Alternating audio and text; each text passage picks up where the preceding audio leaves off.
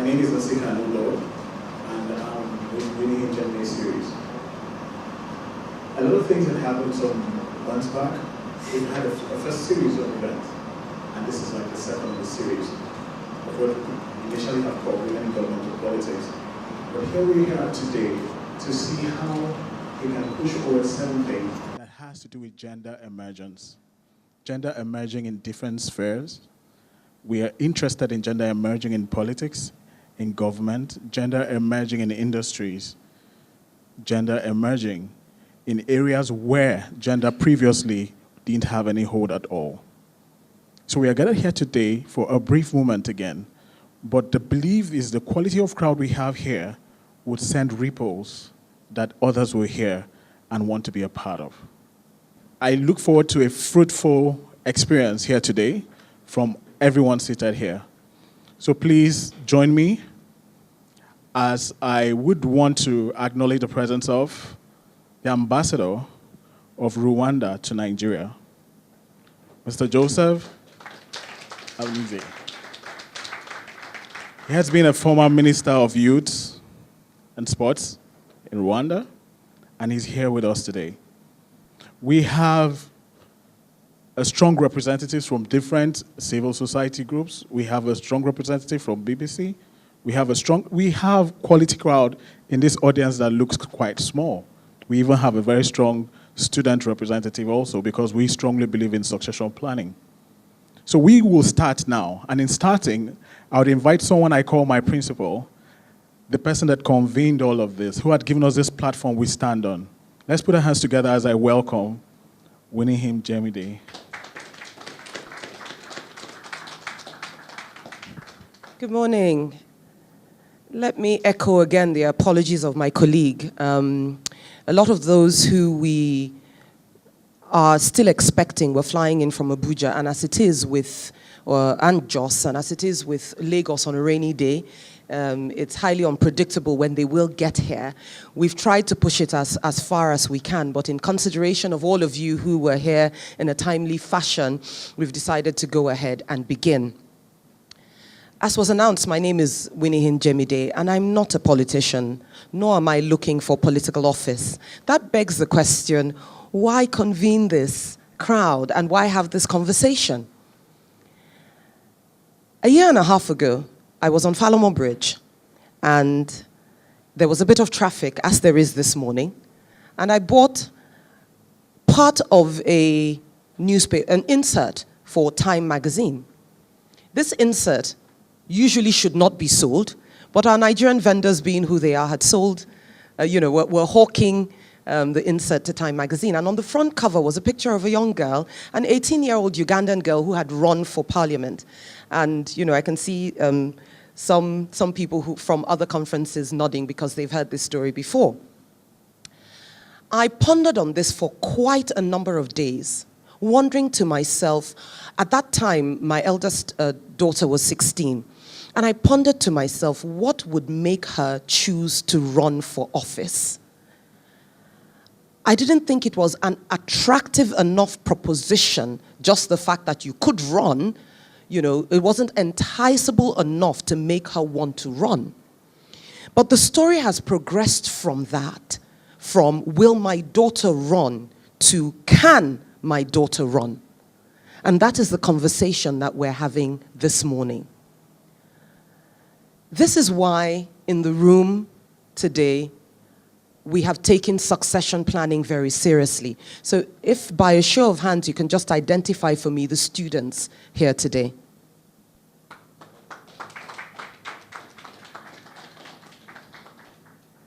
One of the reasons why this organization reaches for you whenever we have a conversation is to share with you some of the ideals that we believe in so that it doesn't end with this generation. If you notice in most political scenes across the world, especially on the African continent, you will find that the same person who ran for election in 1925 is running for election in 1975, is running in 1995, and then in 2015. So when are we going to make room for the others? Now, unless you hear these stories firsthand, and unless you jump in on the conversation, the chances are that you'll just sit back and let things happen just the way they've always happened. But my hope is that as you contribute to what we're talking about today and you leave, something will be ignited in you, not necessarily to run for office, because that's not for all of us, but perhaps to help make room for others who might be interested in it. And even if you don't make that your day-to-day activity, because we are now in an age where you really don't have to leave your house to get your opinion out there, you will use the tools of social media that are available to you to help enable gender emerge in many spheres, but in particular today in the sphere of politics. 2015 is round the corner. There are going to be elections happening really soon. And there are only two things. There are many, many things to consider. But today, there are just two things that I would like us to think about. The first is, within the political party systems, how can gender emerge? So, I don't want to be just a woman leader. Are we familiar with the term woman leader?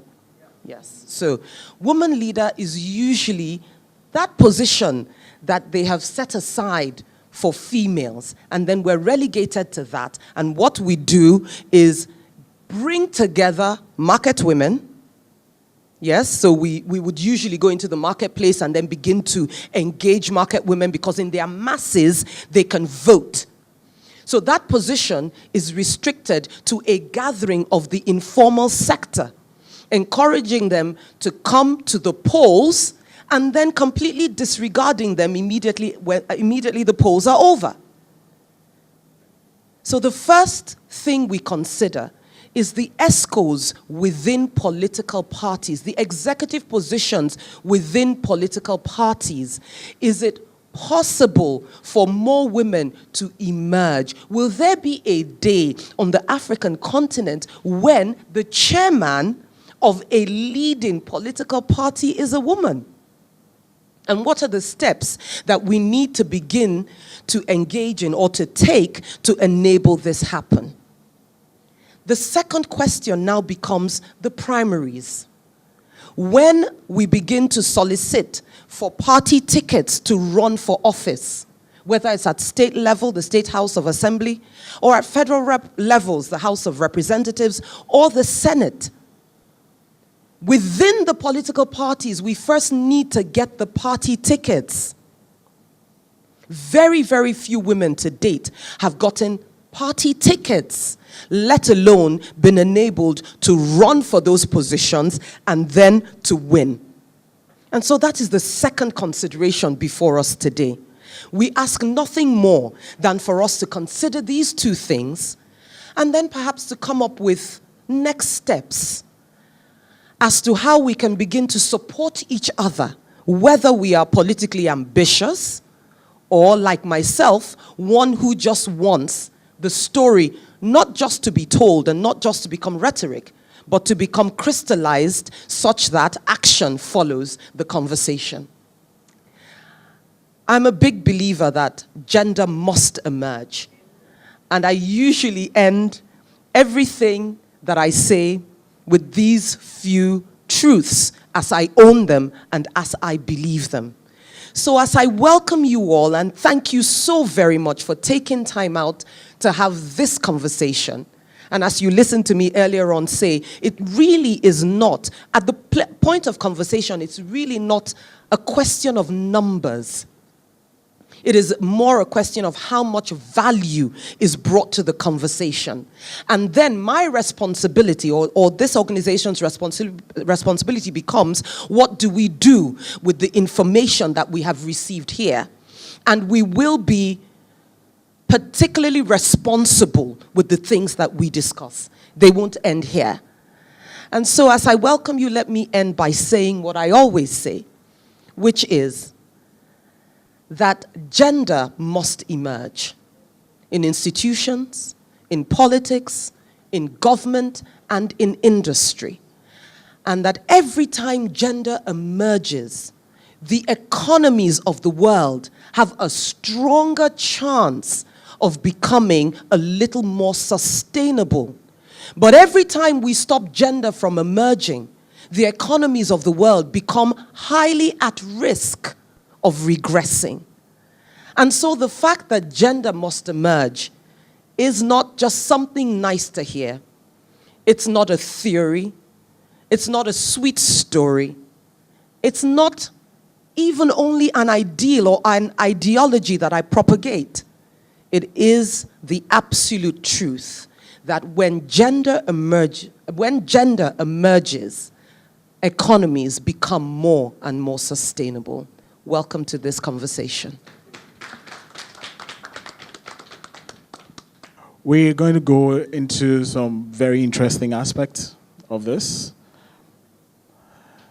We're going to hear a case study. We're going to see how it's done elsewhere. We have a representative that is not Nigerian. He's going to speak to us, and then we're going to have panels afterwards. So please, join me as I welcome Ambassador Joseph Ebenezer for his session. Good morning, everybody. First of all, I want to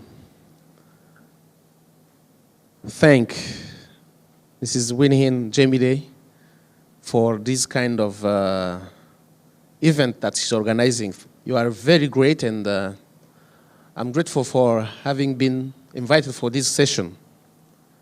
And I want to tell you, you say you are not a politician, but you are one. You know why I'm telling you that? Because me too, I was not a politician. And I don't consider myself as a politician, because before I landed in this position, I was a brewer. I was in the Nigerian breweries. I worked in Lagos for 6 years as head of ICT of Nigerian breweries coming from Rwanda within Heineken. And I was interested not at all in politics. But in 2004, my president called me and he said, I appoint you Minister of Youth, Sports and Culture. I didn't know what to do. I said, I'm not a politician. He said, don't worry.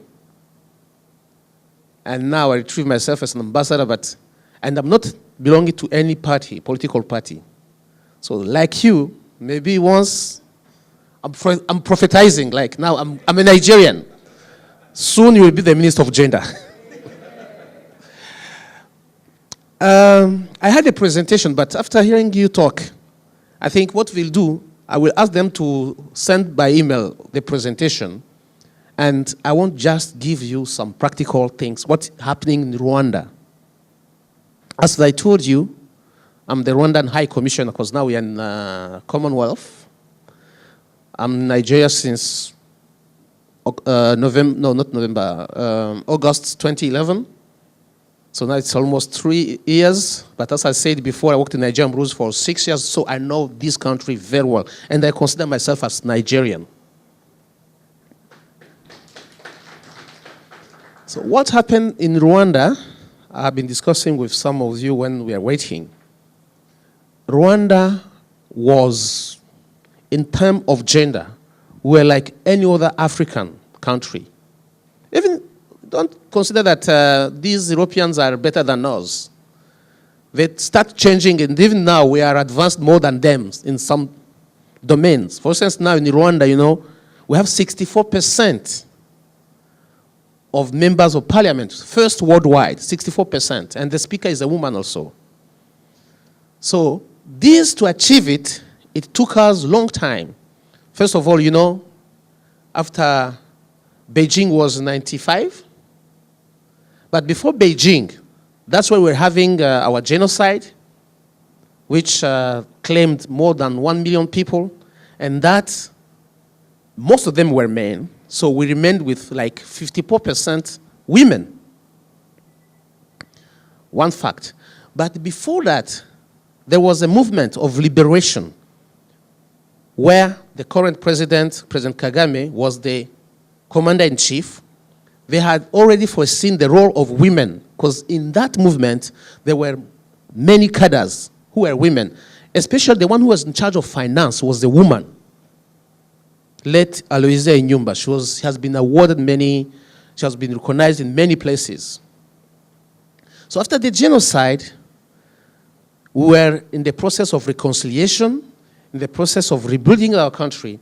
And you know, you can't rebuild the country without women. And women, I was telling one of your colleagues here that we have seen that where women are, in institutions where women are majority, less corruption. And women are champions of peace. I was telling them that in our country after the genocide, in the north, we had the same situation that what we are having in the north here. And you know how we won that war? We used women. Because women were told, and they saw it, during wars, the first victims are women and kids. So if you want now to change things, women should really be active. And we approached women because, you know, this kind of war, the warriors, they go and come and hide in the population. You can't know. So you have to get some people, tell them, show them how the war is not good, and ask them if they know or if they see any terrorist to come and denounce him.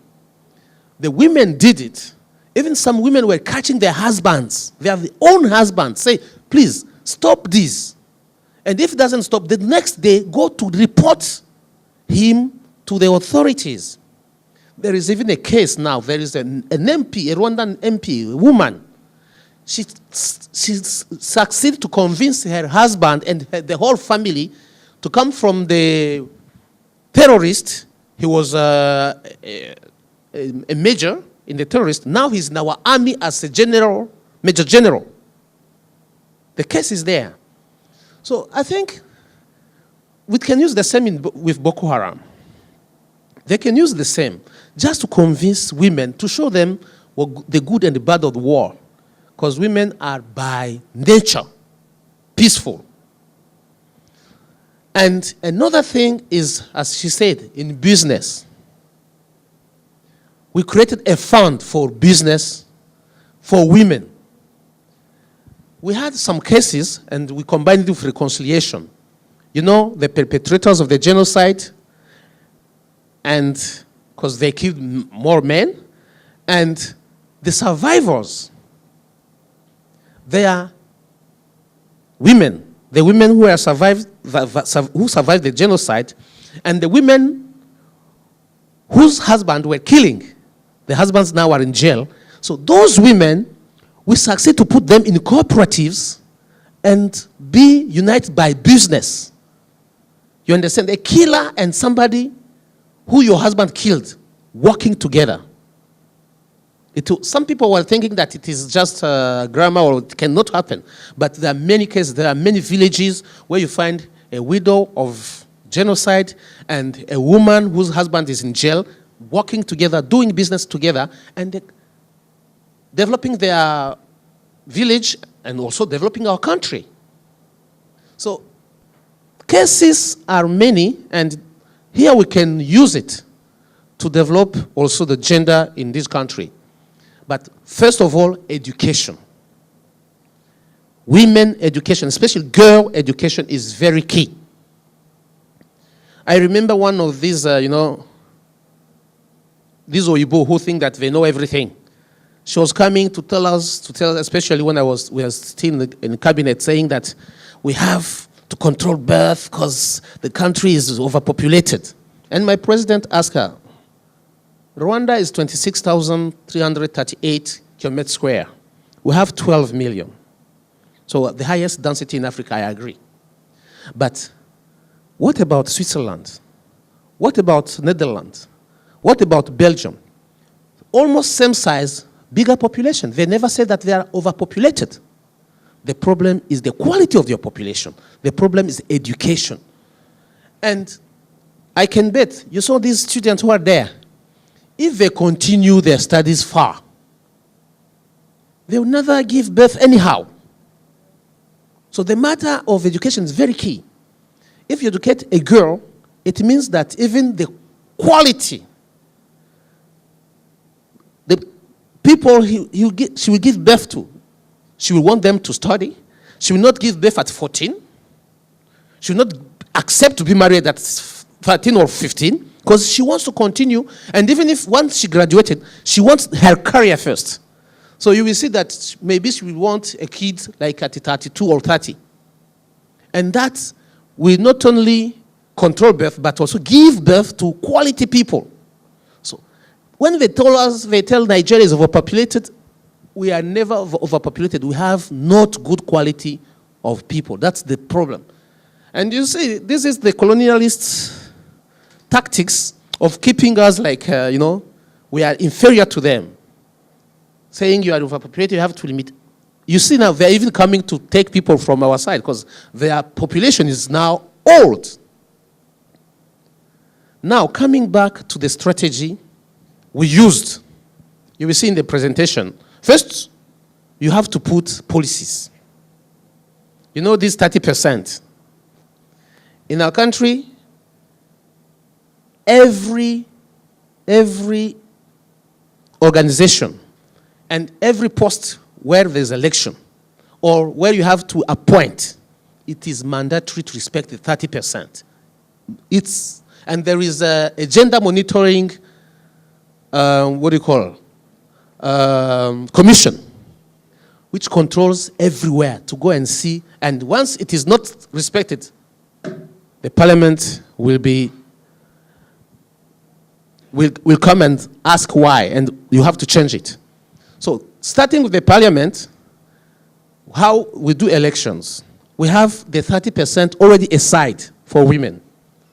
And we have National Women Council. They are the one in charge of that. So they organize, in the country, they organize elections for them and give the 30% of MPs from that organization. As we have also two members who must come from the National Youth Council, and one from the disabled. Now, the political parties, we will vote per parties, not per individuals. It means that if we have, for instance, 10 parties, they bring their list. Every party brings their list. And the way they are ranked, if, for instance, the party gets like 20%, the 20% of their list will move in.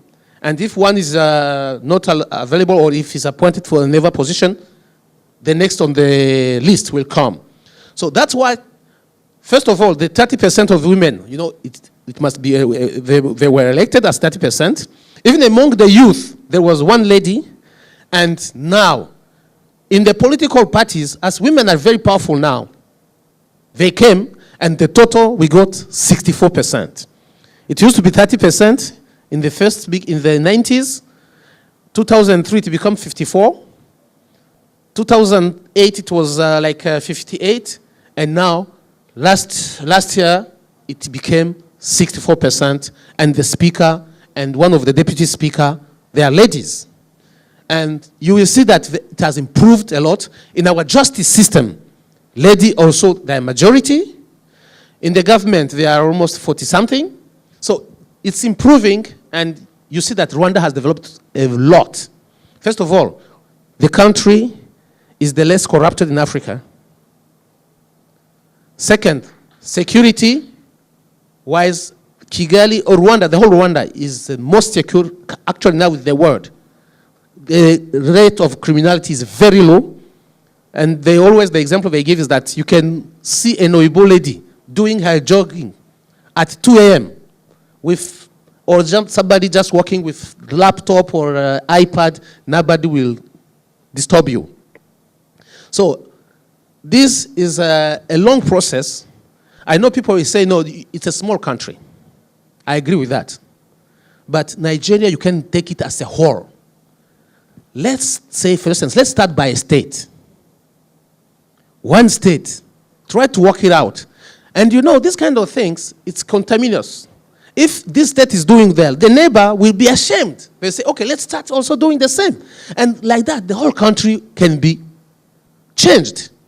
The only problem I see here is that everything that you have as a problem, you always challenge the president. The president is the one to blame every time. And the president can be everywhere. Jonathan cannot be in Abuja, in Bayelsa, here, Chibok, everywhere. He can't be everywhere. People should take responsibility and change of the attitude. You see, your ladies are here. And when you go, for instance, to school, you see ladies. When you go to the Ministry of Finance, you see that there is a powerful lady there. So why, when you are going to political party, can't have a chairman who is a lady? It's a matter of attitude. And to change is not to think, just even think big, individually. Sit here and think, okay, if you are married, think about your daughter. I was telling her that education also that we give in the family is a problem. You will see, after school, a young boy, they give him a ball to go and try and start playing football or anything. Just playing outside. While the lady, they say, go to the kitchen. The small girl, go to the kitchen, go to fetch water. So it's already a discrimination. You understand? As a parent, try to consider your kids as equal. Once you have that in your mind, I'm sure that when you arrive outside, when you go to the political rallies and everything, if you see a lady there, you will consider her like somebody who is like you, who can rule the country, who can rule the party. So I think as they told me, we'll have time to discuss, and maybe, as I said, the presentations there is to show what we did, the rules, the policies. We can email to you, and I'm here the whole day for this meeting. So any question, any idea, I'm there for you. Thank you very much.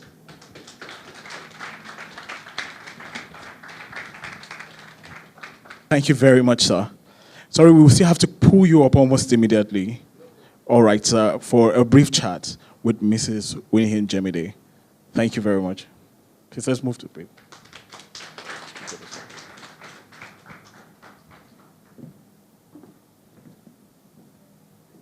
Your Excellency, Mr. Ambassador, thank you very much for your insight into the workings of Rwanda. I don't know if this crossed the minds of any of the gentlemen here, but as you were speaking, I wondered, how threatened are you by being surrounded by all these powerful women in Rwanda? No, it's a pleasure, you know. We get used to it. First of all, what I remarked with women, they are so straightforward. And they don't like, this kind of anyhow walking. And as I said, they are less corrupt. And they are proud.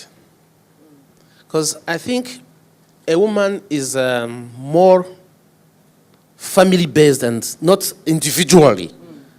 They have this kind of thinking large. Because men... It's inclusive. Exactly, inclusive.